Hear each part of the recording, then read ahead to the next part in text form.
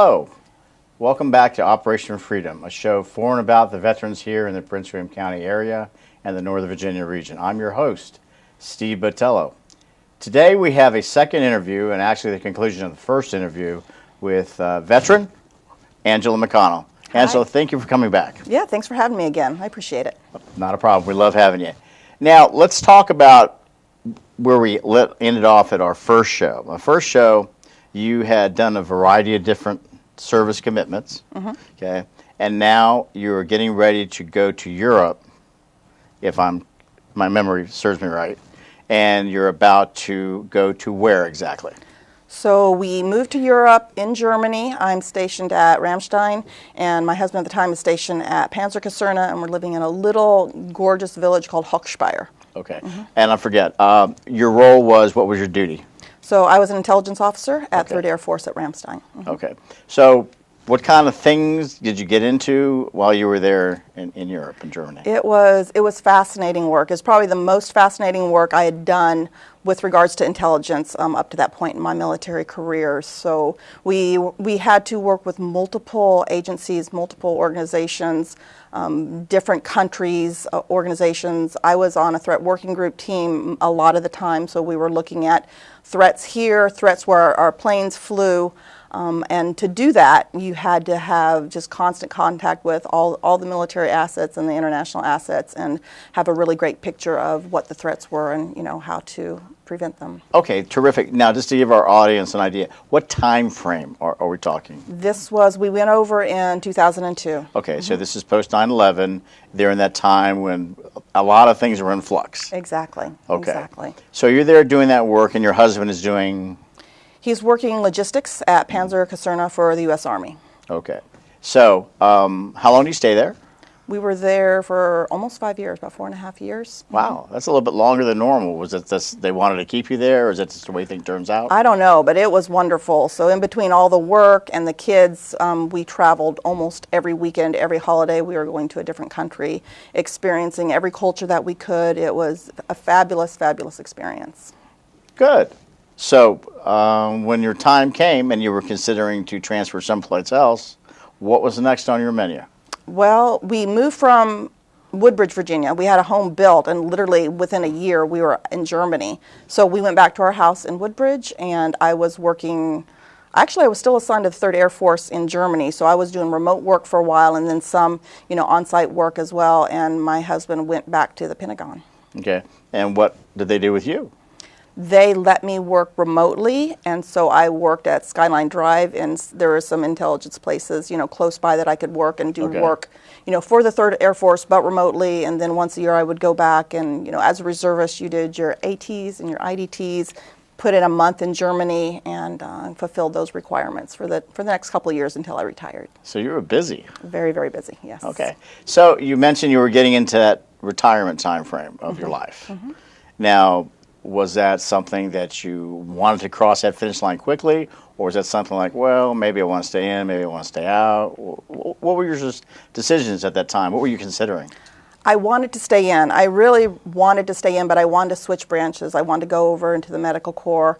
And with the Air Force, I was intelligence, and the work I was doing on the outside was integrative medicine and healthcare. What I wanted to do was just laterally transfer and be as an officer and work in the medical corps there for the Air Force. But everything I tried didn't let that happen, so I ended up getting out in 2009. Okay, in 2009. So you retired in 2009. Okay. So when that happened, what were your considerations? What steps were you going for? What were you going to try and do next? I really had a passion for integrative medicine and healthcare, and I say when we were in Europe and living in Germany, I got a whole different perspective on how medicine can be done. I have a son that has a genetic medical condition, and I was working with probably about 10 to 12 different specialists. His condition was such that he wasted phosphorus through his kidneys. So I was working with nephrologists, kidney doctors, endocrinologists with the whole system, geneticists, orthopedic surgeons, nutritionists, just across the gamut. And because this is very rare, I had to be an expert in all of these specialties because I wanted to make sure my son was getting the best possible care. So that fueled my passion for my career in integrative medicine and health.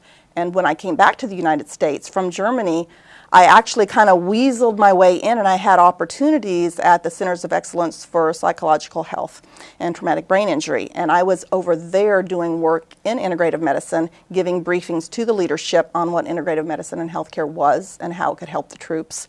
So I was able to get in a little bit, but not, they wouldn't let me do that full transfer and let me stay in the reserves. So, well, let me ask you, since the TBI aspect and all that encompasses, you're introducing upper level chain of command to what this actually is, how it affects our troops, how it affects everybody there related, when they really hadn't considered that in the previous wars. correct. Right. Correct. So, how receptive were to even thinking that way, going, golly gee, this does happen to our troops, especially now with the IEDs and things like that. Sure. And B, how do we best approach it? And I guess C, how do we treat it? And what resources do we commit to that? Well, there are a lot of things they considered with regards to traumatic brain injury and post-traumatic stress disorder.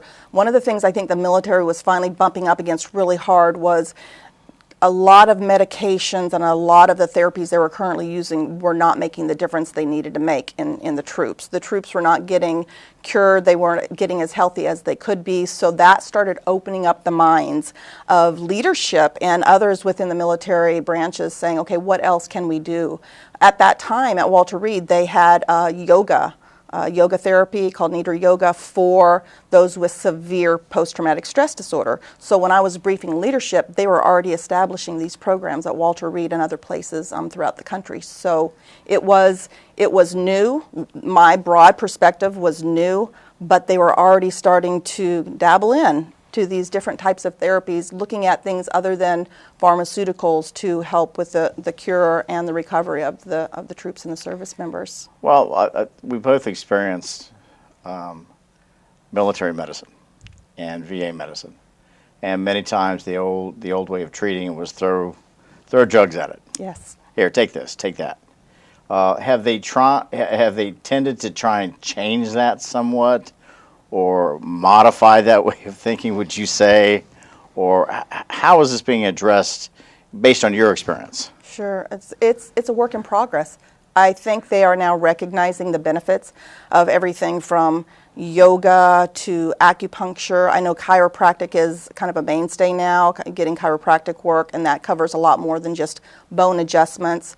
So they've opened their minds out. There's a lot of evidence-based research on these different complementary therapies that I'm very familiar with, which helps get them into the umbrella idea of what the military can, focus on and work with regards to prevention, healing, and recovery. It's come a long ways in 10 years. I was literally almost kicked out and laughed out of a conference that I did 10 years prior to that on shiatsu and acupressure and post-traumatic stress disorder for the military, because they're like, we will never do this. This is way outside. And 10 years later, they were embracing it. So I think we've come a long ways. Well, yes, I can imagine both the military hierarchy, the medical hierarchy, the way the VA does things, all that combined, it's probably not conducive to moving forward quickly in an area that might provide solutions and pain-free, whatever medical treatment is necessary for a warfighter. Believe it or not, the Veterans Administration has an integrative medicine department now. Very few veterans know that it's there. They don't know to ask for it, but they're piloting this integrative medical center at different VAs throughout the nation. So we are beginning to turn the corner. We're not just piloting the programs, they are getting research based on why they're beneficial, how they work, and why we need to put money towards this type of Well, let's help. hope that the folks that see this program understand that they can reach out to the VA and ask those questions for greater care, more so care in their specialty areas. A lot of folks don't know that they can go to their primary care, whether they're VA or military, and say, hey, I'm looking for this, I'm looking for that, outside. Just don't take what you're handed, but to go after it. You have to ask. You do have to ask. And I hope the veterans will realize that they can go into their primary care and say, what do you have other than pharmaceuticals? What do you have for pain other than pharmaceuticals? And they can say auricular acupuncture. They can say stress reduction classes. They can say meditation. There's so many different things you can try. But in the end, it's really up to yourself. It's up to the veteran to work with that, figure it out, and ask the questions. Well, I would agree with you that the veteran needs to take real control of their own health care, their own long-term, short, mid, and long-term health, and the last phases of whatever aspect of their life. They need to really control that for themselves and their dependents. But without going off on that tangent. So around 2009, 2010, you've gotten out. Now you're doing this work. Yes. What else are you getting into? At that time I'm volunteering. I'm doing some volunteer work with the Wounded Warrior Recovery Program or mentoring program out of Fort Belvoir and out of Quantico. So I'm working with those that are medically transitioning out, and my job is to make sure they get anything they need. Sometimes they're going through multiple surgeries and they just need someone to sit with them. Sometimes they're looking at getting out and moving on to, off of base, into the civilian sector. So they are looking for a home with accommodations. Sometimes they need legal support. Sometimes they're looking at employment. So my job is to determine with them what their priority of needs are, to be there for them and to help them with that transition as they're getting off of active duty. Sometimes the medical hold, I call it the medical hold. I think it's called something else now. The medical hold status can last, 6 months to 2 years or more sometimes. So Right. It can be a long journey for those veterans. And I was doing this volunteer work as side work, but still going forward with my career in integrative medicine. Good. Then what? Then I start my pursuit on getting my PhD because I realize that the best way to help physicians and hospital systems and clinics to understand integrative whole person care is to start in academia and work with students, medical students, and those that are learning medicine and healthcare. Start at that level instead of going the way I was doing and working as a consultant trying to develop infrastructure programs and processes with physicians and healthcare providers when there was not a lot of reimbursement around this type of model and approach, and there was a lot of people just kind of stuck on the ways that they were doing fee for service. The sicker you are, the more the doctor gets paid, the more services they can provide. We kind of have a backwards system here in the U.S., especially compared to some of the places I've visited overseas. And so I started a 5-year journey to get my PhD. Good for you. Good for you. What else have you dabbled in the last 5 years or so, volunteer-wise? Well, dabbling, I don't know if I'd call it dabbling, but because of the experiences I had as a Wounded Warrior mentor, I realized there was not like one good place to go to find out comprehensively what services and benefits are available for veterans, especially when you're looking at local community resources and state resources and federal resources. There's just all of these separate siloed pieces of organizations and information. And I decided in 2015 to establish my own nonprofit, the Northern Virginia Veterans Association, which was that comprehensive support, looking at the veteran and family, gathering all the information that we need to determine what resources were available for them, and then coordinating the care. Can we take a moment to just focus on what you said right there in the beginning there? When you talk about resources available for veterans at the national, at the state, at the local level, how challenging is it for your average veteran, he or she, to find out these resources, the availability, what can be reachable for them when they're seeking assistance that they don't know exactly what they need, how they need it, how much they need, how to get it, all that. It's extremely, extremely challenging. I know as a volunteer working with those medically transitioning, it was challenging for me. I was trained in this. First of all, they give you great training, and then I was making multiple calls to multiple agencies and nonprofits and for-profit work just to get full mailboxes, people saying, oh, well, they didn't serve during Vietnam, so they're not covered by us, or, oh, it's not a service-connected disability, so we won't cover them, or there was always some little caveat or criteria that a veteran, may or may not meet. So just trying to determine those pieces is just an extraordinary, monumental effort on anyone's part, let alone if you're elderly, if you have health challenges. It makes it. Well, that's a good point. Yeah. You just stepped into another area for those over 50, over 60, over 70, that huge populace of veterans as they get older or are getting older. Their needs increase and their needs change, and they morph into, I'm not quite sure the right way to say it, but more the elder aspect of medical care, as well as having the disabilities that they unfortunately have from their service, and then the secondaries from that, and then having to deal with, quite frankly, getting older. Yes. And all those things that come with that aspect. That's a real challenge. It's a lot. It's a lot.